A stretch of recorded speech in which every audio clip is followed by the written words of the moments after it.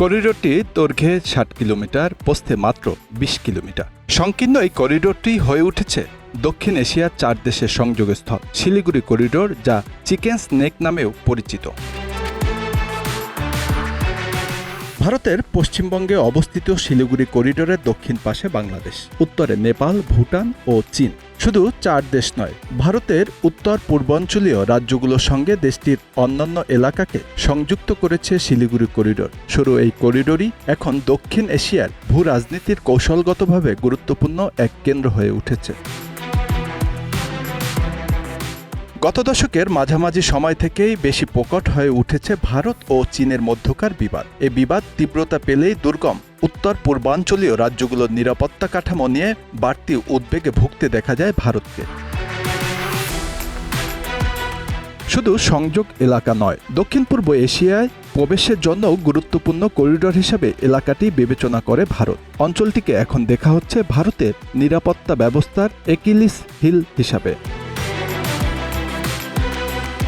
বাংলাদেশ, নেপাল ও ভুটান সীমান্ত দিয়ে ৩ দিকের ঘেরা করিডোরটি থেকে চীনের নিয়ন্ত্রণাধীন তিব্বতে চুম্বি ভ্যালির দূরত্ব মাত্র ১৩০ কিলোমিটার। বিশেষজ্ঞরা বলছেন, চীন সামরিক বাহিনী এই পথ ধরে সামনে এগিয়ে এলেই পশ্চিমবঙ্গের একাংশ সহ উত্তর পূর্বাঞ্চলীয় রাজ্যগুলো ভারত থেকে পুরোপুরি বিচ্ছিন্ন হয়ে পড়বে। একই সঙ্গে ভুটান থেকেও বিচ্ছিন্ন হয়ে যাবে ভারত।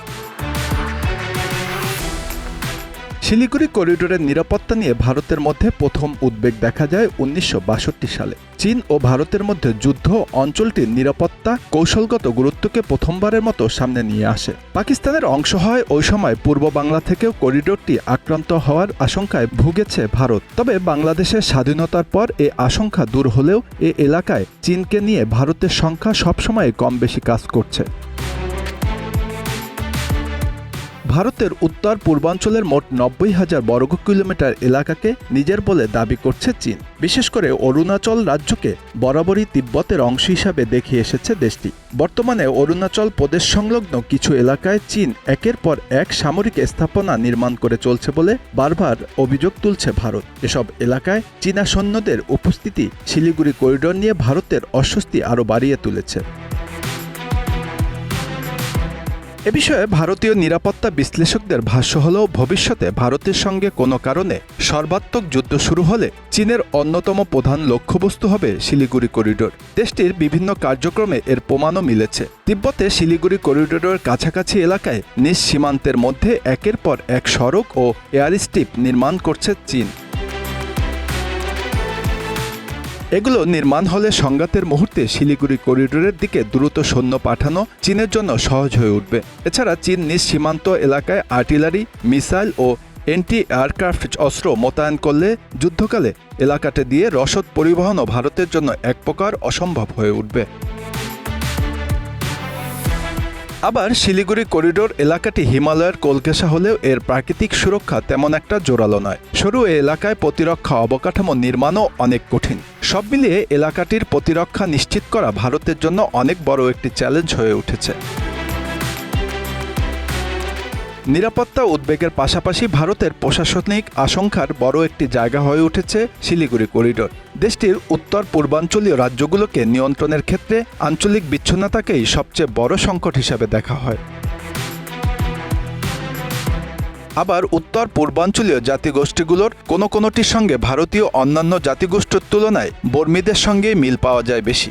ভূ রাজনীতির ভারতীয় পর্যবেক্ষকরা শিলিগুড়ি করিডোরকে আখ্যা দেন প্রকৃতির রাজনৈতিক ভৌগোলিক পরিহাস হিসাবে।